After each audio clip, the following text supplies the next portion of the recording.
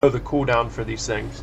And after you know the cooldown for Forked Lightning and Nova and whatnot, you know that you can blink back and you have like 3 or 4 seconds and then you just blink back out. And that's basically what I did right there. And you'll see I blinked literally as I got Nova'd. And the Nova, I think the Nova actually went off after I blinked, even though I was like right next to it. But anyway, but that's just an example of how much micro can play a role in controlling your heroes in this game. Yeah, so micro that fight was basically just A-click your units, dispel skeletons. Yeah, that's not extremely important, but basically just micro your Warden, use Breath of Fire and or use Haze and Breath of Fire as fast as you can, and keep abusing Breath of Fire as soon as the cooldown is up, because that really is the majority of your damage. And just A-click those units. And I mean, whenever you see, whenever I mean A-click, I mean attack click. I don't mean focus. I mean, obviously, if you have a ton of bears and not many Dryades, you want to focus the Dryades on the destroyers and A-click those bears, because the Dryades, you know, they do piercing damage and whatnot. Not really going to go over all that, because you guys should know the armor types and damage types and whatnot. So, so yeah, if you take a look, here comes the fight again. Immediately Shadow Strike that DK, because he was a little low. A-clicking those things, and as soon as I start to get low, I basically TP out, because I do have 2 expos right now. I don't want to lose the game over something stupid. There's another Sapper. I really want a Sapper as base. Sappers are really good, by the way, against Undead, because you can take out like 2 Ziggurats with 1 Sapper, and that can really hurt an Undead, especially if they're towered Ziggurats, because you can really push their base hard if you can take out 2 towers. But he keeps freaking forcing me to TP, and I can't use the Sappers. But what are you going to do? You can't win them all. Okay, now if you take a look at the army consistency, he's actually up right now. It's 70 food to 63 food. I have Bear Dryad. Not many Bear, a lot of Dryad. And he has Destroyer, A-Bomb. Pretty healthy mix of the 2. Now, anytime an Undead is pushing one of your expos, you really have to look to see if you can fight. At this point, I'm trying to decide if I can fight or not. And I decided, yeah, sure, why not? I think I can. But I knew it was going to be close.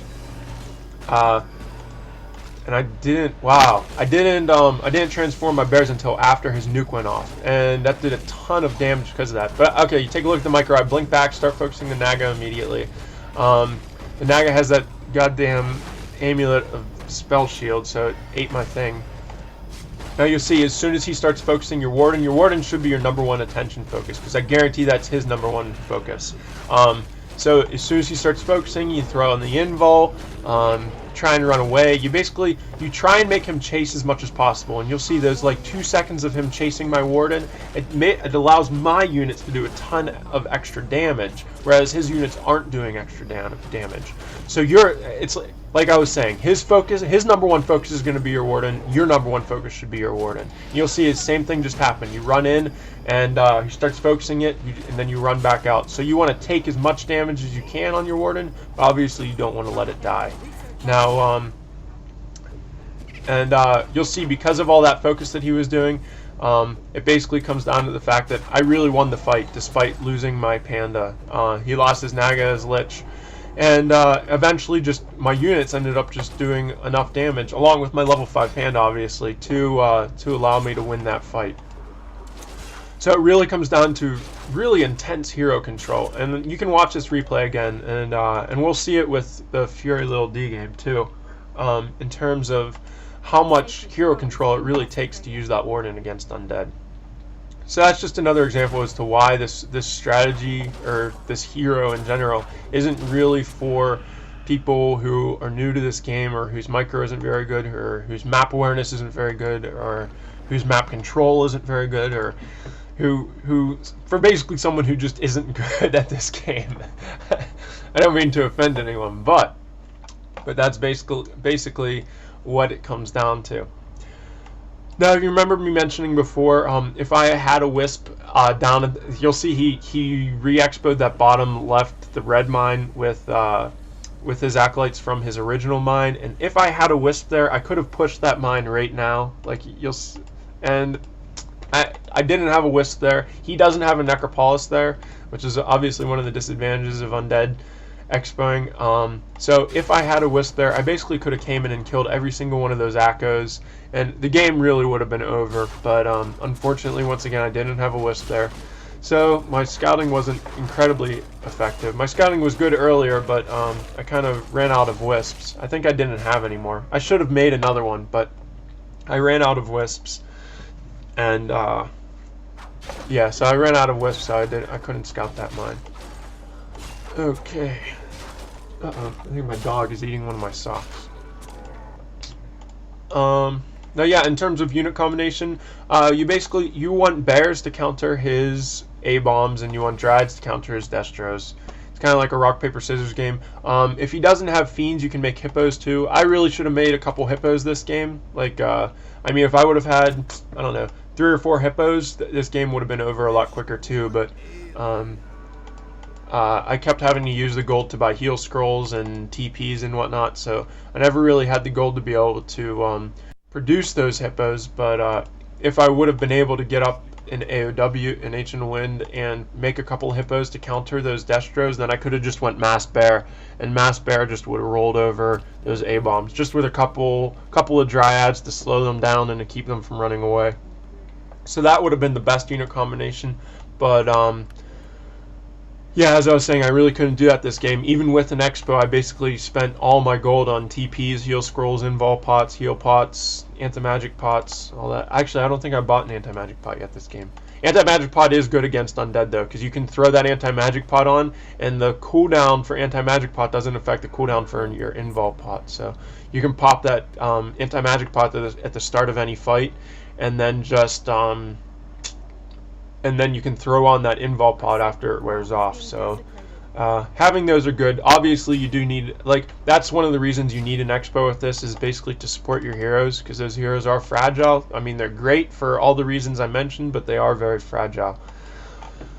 So that's why you do that. Now this is what I'm talking about. Like right here, if I would have pushed his mine on the left instead of his mine at the bottom, I would have been in much better shape. And I pushed this stupid one with the Necropolis and the Cold Tower, and he can TP in and get position on me. Now if I was up in that top right thing, I would have been in so much better position. Oh well. Oh well, what are you gonna do? So yeah, first thing, Shadow Strike, DK, Haze, Breath of Fire, and then I basically just TP out because I don't want to lose the game on something stupid. I probably would have lost that fight. It's not 100% sure, but I didn't have enough heal scrolls to be able to support that fight, so I probably would have lost that fight. Now I'm looking at the armies.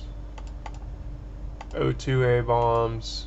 What do I have? I have 3-1s. I don't know. It would have been close, but I probably would have lost that fight. So I basically didn't want to lose that fight, because those level 5 heroes really can carry you if you can just use them. So, and he was just nuking my panda, and had I lost my panda, it would have made the game a lot harder. So I didn't want to lose my panda, especially not after a 26-minute game. So I TP'd out. Our sacred grove is being desecrated. Yeah, and he's killing this tree up in the top left.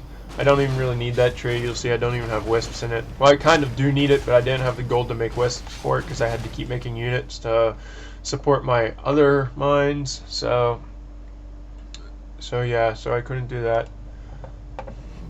In terms of his army, you always want to be able to match his army.